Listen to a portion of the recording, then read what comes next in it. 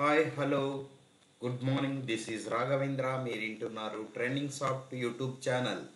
So ఈరోజు నేను ఏవైతే మనం ప్రీవియస్గా selective statements, looping statements, unconditional statements నేను చెప్పలేదు. ఈ ప్రోగ్రాంలో మీకు ఎక్స్ప్లెయిన్ చేస్తాను. సో ఇప్పుడు వాటికి సంబంధించినటువంటి ఏవైతే ప్రోగ్రామ్స్ మనం లైవ్లో ప్రోగ్రామ్స్ మనం చేసి ఇలా ఆన్లైన్లో సి కంపైలర్ని తీసుకొని ఏ విధంగా ఎగ్జిక్యూట్ చేయాలనేది నేను ఇక్కడ మీకు చెప్తాను. సో ఈ ఎడిటర్లో మనకి బిగ్గర్ సైజుగా కనిపించి మీకు ఈజీగా ఉంటుంది కాబట్టి నేను ఇక్కడ మీకు ప్రోగ్రామ్ రాసి అక్కడ కాపీ చేసి అక్కడ ఎగ్జిక్యూట్ చేసి చూపిస్తాను. సో ఇక్కడైతే మనకి సైజు పెద్దగా కనిపిస్తుంది. సో అందుకోసం నేను ఎడిటర్లో ఈ ప్రోగ్రామ్ని ఎంటర్ చేస్తున్నాను. సో ఫస్ట్ ఆఫ్ ఆల్ మనం ఏం చేయాలి, ఫస్ట్ స్టేట్మెంట్ ఏముండాలి ఒక ప్రోగ్రాంలో మనం రాయాలి అని అంటే, ఒక ప్రోగ్రాం రాయాలంటే మనకి ఏముండాలి, యాష్ ఇంక్లూడ్ stdio.h. సో ఇక్కడ నేను లైవ్ ప్రోగ్రామ్స్ అనేది తీసేద్దాం. సో ఇక్కడ నేను C అని ఎప్పుడైతే సేవ్ చేస్తానో అప్పుడు మాత్రమే హైలైట్ అవుతాయి. సో చూడండి, సేవ్ యాజ్లోకి వెళ్ళి మనం ఇక్కడ సి లాంగ్వేజ్ సెలెక్ట్ చేసుకొని ఇక్కడ టైటిల్ పెట్టుకోండి. ఇఫ్ చెక్ అని రాస్తున్నాను, .c అని పెట్టాను, సేవ్. సో ఇక్కడ చూడండి, ఫస్ట్ స్టేట్మెంట్ ఏముంది, యాష్ ఇంక్లూడ్ stdio.h రాసాము. తర్వాత యాష్ ఎందుకు రాసాము, ఇక్కడ ఏవైతే స్టాండర్డ్ ఇన్పుట్కు సంబంధించినటువంటి ప్రింట్ఎఫ్, అవుట్పుట్కు సంబంధించినటువంటి ప్రింట్ఎఫ్, ఇన్పుట్కు సంబంధించినటువంటి స్కాన్ఎఫ్ ఫంక్షన్స్ని మనము హెడర్ ఫైల్స్ని మనం ఏవైతే ఆ ఫంక్షన్స్ని మనము ప్రోగ్రాంలో వాడుకుంటున్నామో దానికోసం మనం ఇక్కడ ఇంక్లూడ్ చేయాల్సి ఉంటుంది. సో ఇదంతా కూడా ఈ ప్యాకేజెస్ రూపంలో మనకి ఇవ్వటం జరిగింది.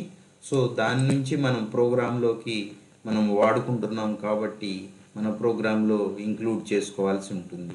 యాష్ అనేది pre processor directive. So direct చేస్తున్నాం ప్రాసెసర్కి, అంటే ఇండికేట్ చేస్తున్నాము ఇది ఈ ఫైల్స్ని మనము బయట ఉన్న వాటిని మన ప్రోగ్రాంలోకి యాక్సెస్ చేస్తున్నాము అని అర్థం. So next include conio.h. So కన్సోల్కి సంబంధించి అంటే మనకు అవుట్పుట్ స్క్రీన్ వస్తుంది కదా, సో అక్కడ ఇన్పుట్ అవుట్పుట్కు సంబంధించినటువంటి కన్సోల్కి సంబంధించినటువంటి స్క్రీన్కి సంబంధించినటువంటి ఫంక్షన్స్ని మనం యాక్సెస్ చేసుకోవడం కోసం మనం ఇక్కడ సో ఇది వాడుకుంటాము. సో చూడండి, ఇక్కడ నెక్స్ట్ మనం ఏం చేయాలి, సో ఇంక్లూడ్ సెక్షన్ అంతా కూడా అయిపోయిన తర్వాత మనకేముండాలి, మెయిన్ ఉంటుంది, మెయిన్ ఫంక్షన్ ఉంటుంది. సో మెయిన్ ఫంక్షన్కి కంపల్సరిగా ఫాలో అవ్వాల్సింది curly process, open curly process, closed curly process ఉండాలి. సో ఫంక్షన్ యొక్క సింటెక్స్ ఇది, సో డిక్లరేషన్ అది. సో వెంటనే మనకి ఓపెన్ ప్రాసెస్, క్లోజ్డ్ ప్రాసెస్ ఉండాలి. సో ఇక్కడ మనము ఇంటీజర్ టైప్ తీసుకున్నాము అంటే మనకి ఇక్కడ ప్రోగ్రామ్ ఏంటనేది ఫస్ట్ మనకి ఒక క్లియర్ కట్గా ఐడియా ఉండాలి. దాని ఇన్పుట్ ఏమి ఇవ్వాలి, అవుట్పుట్ ఏమి ఇవ్వాలి అనేది కంపల్సరిగా రిక్వైర్మెంట్ తీసుకునేటప్పుడు మనం ఎంటర్ అయ్యేటప్పుడే ఫస్ట్ మనం ఒక పేపర్ మీద దాని మీద వర్క్ చేసుకుని మనం సిస్టంలోకి ఎంటర్ అయ్యి మనం ఈ ప్రోగ్రామ్ని స్టార్ట్ చేయాల్సి ఉంటే మీకు ఎలాంటి కన్ఫ్యూజన్ లేకుండా ఉంటుందని నా సజెషన్. సో మీరంతా కూడా అలాగే ఫాలో అవ్వండి. సో అదే బెస్ట్ వే. సో ఇక్కడ నేను రాయాల్సింది ఏమనుకుంటున్నానంటే, నేను ఇచ్చేటువంటి వాల్యూ అనేది హార్డ్ నంబరా ఈవెన్ నంబరా అని చెక్ చేయాలనుకుంటున్నాను.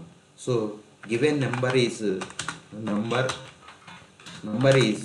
హార్డ్ ఆర్ ఈవెన్ అనేది నేను చెక్ చేయాలనుకుంటున్నాను. Given number is odd or even check చేయాలి. టు చెక్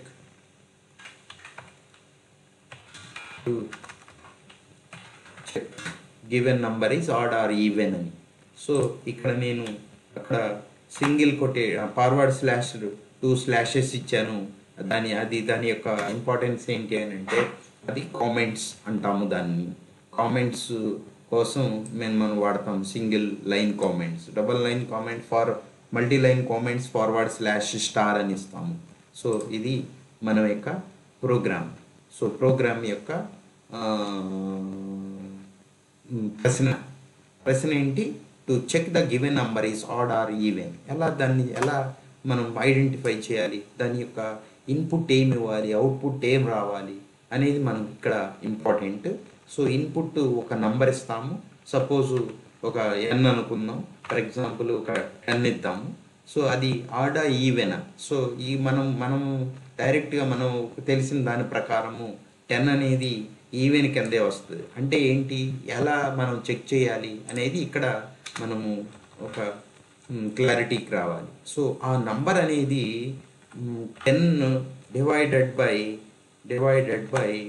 2 ఇచ్చినట్లయితే దాని యొక్క కోషెంట్ వాల్యూ, రిమైండర్ వాల్యూ ఏదైతే 0 ఉందో ఆ వాల్యూ అనేది 0 అయినట్లయితే దాని యొక్క వాల్యూ ఈవెన్ అవుతుంది. అంతే కదా. సో దీని యొక్క శేషము అంటే రిమైండర్ వాల్యూ అనేది 0 రావాలి. 0 వచ్చింది అంటే అది ఈవెన్ నంబర్ అవుతుంది. అవునా? అంతే కదా. మనము వ్యవహారాలు చేసేటప్పుడు కింద ఏదైతే వస్తుందో అది 0 ఉన్నట్లయితే సో అది ఈవెన్ నంబర్. అదే ఇక్కడ ఒకవేళ 1 ఉన్నట్లయితే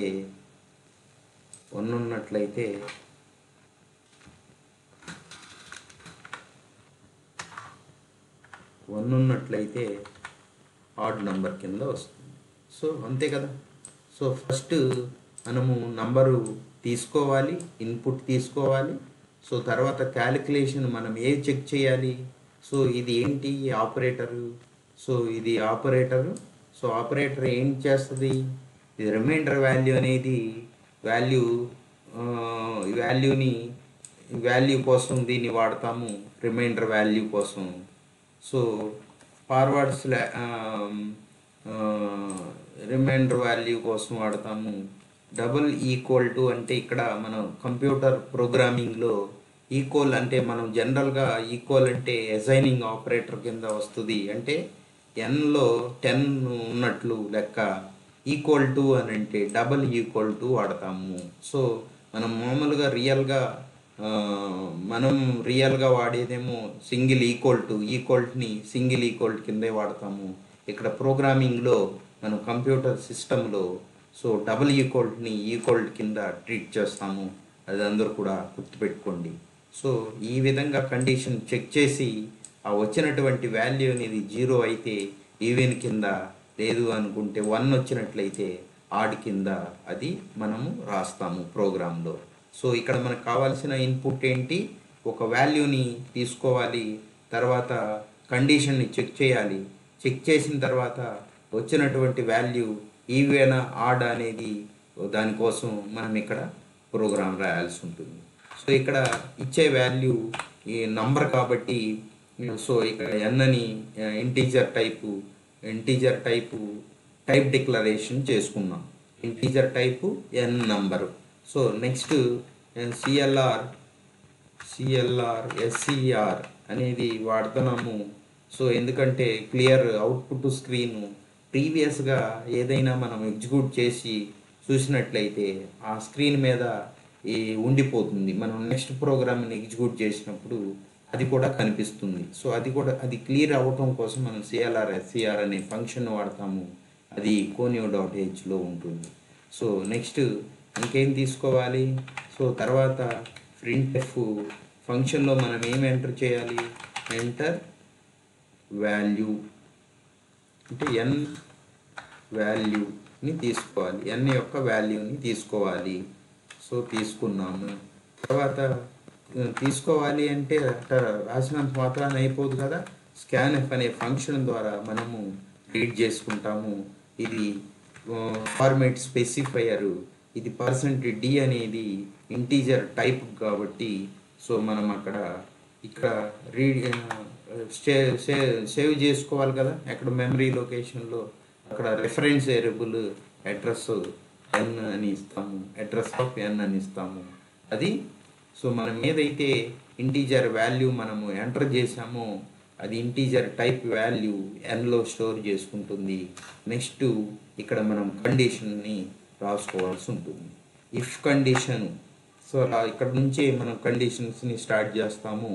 సో ఇక్కడ ఎన్ మాడ్యులో డివిజన్ 2 అని ఇచ్చి డబల్ ఈక్వల్ టు 0 అని ఇస్తాము.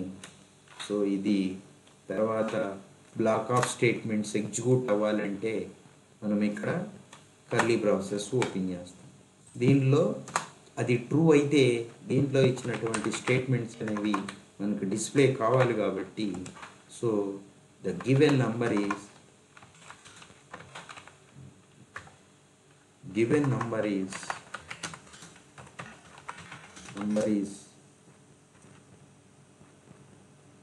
సో 0 ఇచ్చామంటే అక్కడ ఉన్న దాని ప్రకారం ఇక్కడ ఇచ్చుకోవాలి. అది ట్రూ అయితే ఇక్కడ ఏమి మెన్షన్ 0 అన్నట్లయితే సో ఇచ్చినటువంటి 0 శేషం అనేది 0 అయితే ఇక్కడ ఈవెన్ నంబరే వస్తుంది కాబట్టి even number is even number అని రాస్తాము. అక్కడ పైన ఇచ్చినటువంటి కండిషన్ ప్రకారము మనం ఇక్కడ రాయాల్సి ఉంటుంది. సో తర్వాత అయిపోయింది. నెక్స్ట్ గెట్ సిహెచ్ రాస్తాము. తర్వాత అంటే ఇక్కడ ఈ నంబర్ను కూడా మనం డిస్ప్లే చేయాలనుకో, మనం ఏదైతే ఎంటర్ చేసామో ఆ నంబర్ను కూడా అప్పుడు %d అని ఇచ్చి కామా ఇచ్చి ఇక్కడ ఎన్ నంబర్ అనేది ఇవ్వాలి. అంటే ఎన్లో ఏదైతే ఆ నంబర్ ఉందో అది అక్కడ డిస్ప్లే అవుతుంది అని. సో ఇక్కడ ఇంకొకటి QRN రిటర్న్ 0 సక్సెస్ఫుల్గా కంప్లీట్ అయింది ప్రోగ్రామ్. సో ఇక్కడ సేవ్ చేద్దాం. సో మొత్తాన్ని తీసుకెళ్ళి నేను డైరెక్ట్గా కాపీ చేసి మనం ఆన్లైన్లోకి వెళ్ళండి. ఆన్లైన్లో సి కంపైలర్ అని టైప్ చేయండి గూగుల్లో. మీకు ఫస్ట్ సి కంపైలర్ అని వస్తుంది ప్రోగ్రామ్. సో ఇది ఇలా వస్తుంది. ఇది మొత్తాన్ని తీసేసి దీన్ని ఇక్కడ పేస్ట్ చేయండి, రన్ చేయండి. conio.h అనేది ఇక్కడ అవసరం లేదు, ఎందుకంటే మనకి మన ప్రోగ్రాంలో అక్కడ దానికి సంబంధించినటువంటి ఇది లేదు కాబట్టి ఇక్కడ స్క్రీను అది ఇక్కడ యాక్సెస్ చేయట్లేదు. సో దాన్ని తీసేయండి. అంటే మనం టర్బో సిలో మనము అలా ఆ ఫంక్షన్ వాడాము. సో అది ఇక్కడ అవసరం లేదు, డైరెక్ట్గా ఇక్కడ కనిపిస్తుంది కాబట్టి మేము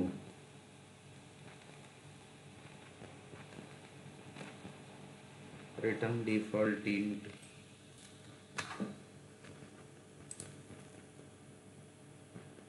n value, enter the n value. Suppose 10 అని ఇచ్చాను.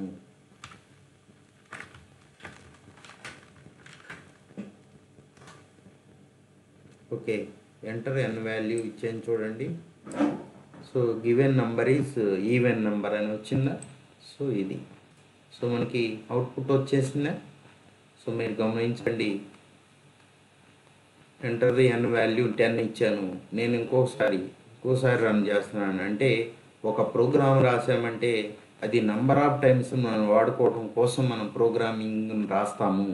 సో ఒక సాఫ్ట్వేర్ ఉందంటే అది ఒక్కసారి వాడి వదిలేయటానికి కాదు, అది మనం ప్రీవియస్గా అది కంటిన్యూగా వాడుకోవటం కోసం వాడతాము. అంటే ఇప్పుడు ఇక్కడ 10కు వాడాను నేను, ఇంకొక వాల్యూ ఇస్తున్నా. సపోజ్ 141 అని ఇస్తున్నా.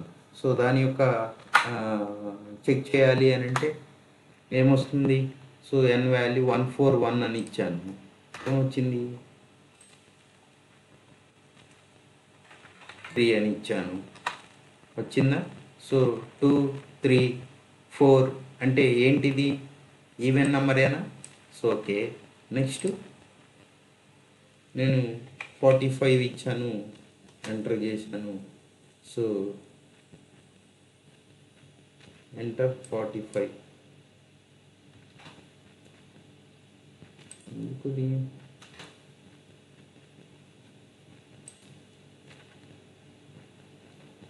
45? సో 56 ఈవెన్ నెంబరేనా? ఓకే. సో మనము ఆడ్ నెంబర్కి సంబంధించి ఏమి ప్రింట్ చేయట్లే అంటే ఏమవుతుంది, ఇది ఫాల్స్ అయింది అంటే టోటల్గా స్కిప్ అయిపోతుంది, అందుకని కనిపించట్లేదు మనకి.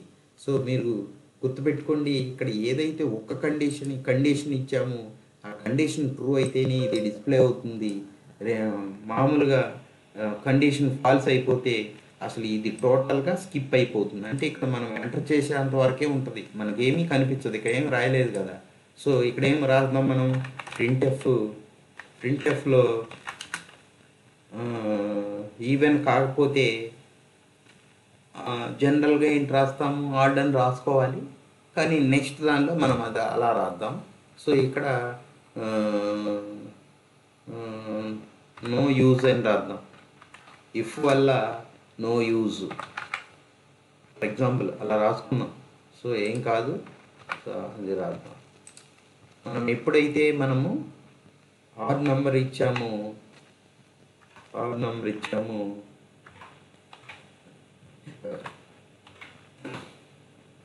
సో నో యూజ్ అని కనబడుతుందా అది. సో దానికోసం అది. సో ఇక్కడ మీకు ఇంకా నుంచి స్పీడ్గా అయిపోతుంది. ఫస్ట్ దానిలో కొంచెం అన్నీ క్లియర్గా చెప్పుకుంటూ వచ్చాం కాబట్టి టైం తీసుకుంది.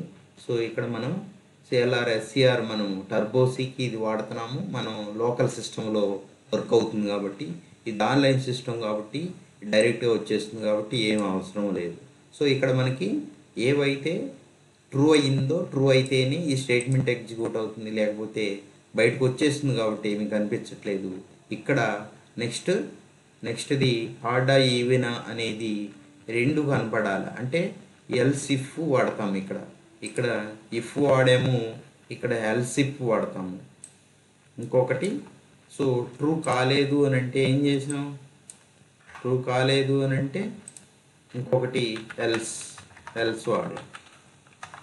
ఎల్స్ పార్ట్లో ఏం రాసాము, ఇక్కడ ఆర్డ్ ఈవెన్ కాలేదు అని అంటే ప్రింట్ఎఫ్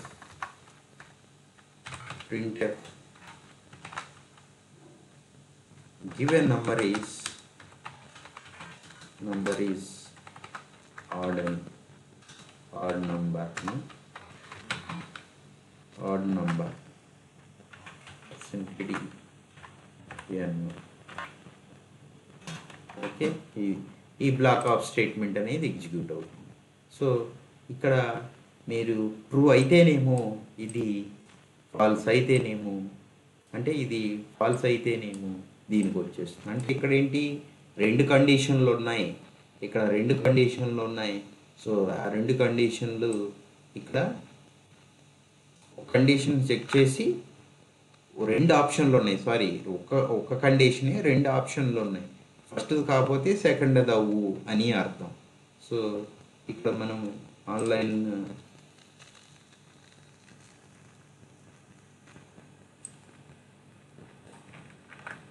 చూడండి,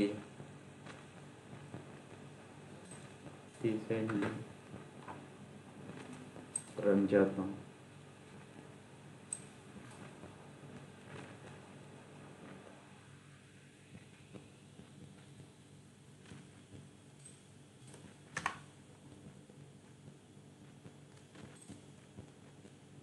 ఓకే, ఎగ్జిక్యూట్.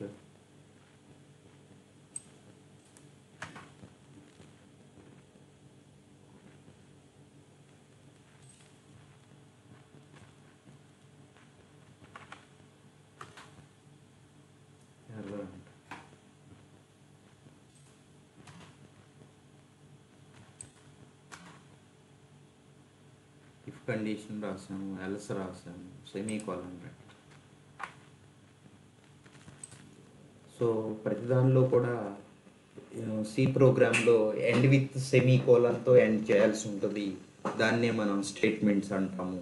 ప్రతి ఒక్క సి లాంగ్వేజ్లో ప్రతి ఒక్కటి కూడా స్టేట్మెంటే సో దాని ఎండ్ విత్ సెమీకోలన్, అప్పుడు మాత్రమే ఎర్రర్ అనేది రాదు. సో మనం ఇప్పుడు ఎంటర్ చేద్దాం, 1 2 3 ఎంటర్ చేద్దాం. ఇప్పుడు ఏమొస్తుంది? సో ఇది మనం హార్డ్ నంబరా ఈవెన్ నంబరా? So odd number. సో ఇక్కడ ఏం కనపడుతుంది, ఏం డిస్ప్లే అవుతుందో చూద్దాం. హార్డ్ నెంబర్ అని డిస్ప్లే అయిందా? సో హార్డ్ నెంబర్ అని డిస్ప్లే అయింది. సో ఇక్కడ ఏంటి, ఈ కండిషన్ అనేది అప్పుడు ఈక్వల్ టు 0 వచ్చిందా 1 వచ్చిందా? 1 వచ్చింది. సో 1 అనేది శేషం అనేది 1 మిగులుతుంది కాబట్టి ఇది ఫాల్స్. 0 పెట్టాం కాబట్టి ఇక్కడ ఇది ఫాల్స్, కాబట్టి ఈ స్టేట్మెంట్ అనేది ఎగ్జిక్యూట్ అయ్యింది. సో అట్లా మీరు నంబర్ ఆఫ్ టైమ్స్ ప్రోగ్రామ్ రాసి, సో దానిలో ఉన్నటువంటి అంతరార్థం ఏంటి అనేది తెలుసుకోండి. దాని ప్రకారం మీకు ఒక ఐడియా వస్తుంది. సో అలా ప్లాన్ చేసుకోవటానికి ట్రై చేయండి. సో ఇక్కడ ఇచ్చినటువంటి నంబరు ఈవెన్ నంబర్ కాబట్టి ఇక్కడ number is given, number is add, అంటే ఈ స్టేట్మెంట్ అనేది ట్రూ అయింది కాబట్టి ఈ యొక్క స్టేట్మెంట్ అనేది ఎగ్జిక్యూట్ అయింది. అంటే ఈ కండిషన్ ట్రూ అయింది కాబట్టి ఈ దీనిలో ఉన్న ఫస్ట్ స్టేట్మెంటే ఎగ్జిక్యూట్ అయింది. లేదనుకుంటే ఇక్కడ స్కిప్ అయిపోయి ఇది డిస్ప్లే అయ్యేది. సో అలా మీకు ప్రోగ్రాంలో మీకు ఒక కాన్ఫిడెన్స్ వచ్చేంతవరకు కూడా నంబర్ ఆఫ్ ఎగ్జాంపుల్స్ మీరు ప్రాక్టీస్ చేయడానికి ట్రై చేయండి.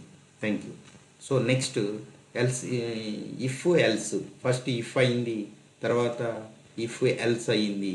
సో ఇక్కడ మనము నెక్స్ట్ చూద్దాం. Next okay. సో ఇక్కడ మనం ఏం చేసాం, ఇక్కడ ఇఫ్ రాసుకున్నాం, ఇఫ్ ఎగ్జాంపుల్స్ రాసుకున్నాము. అలాగే సో ఇఫ్ రాసాము, తర్వాత ఇఫ్ ఎల్,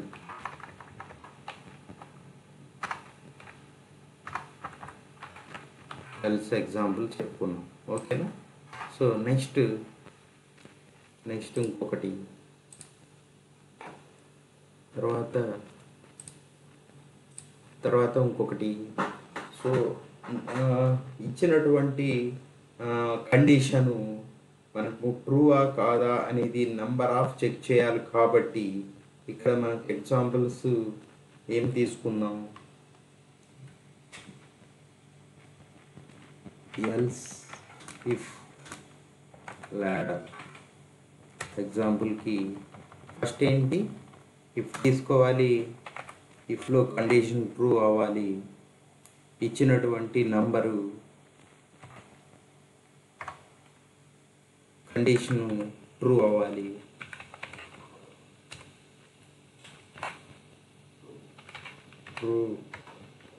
ట్రూ అవ్వాలి.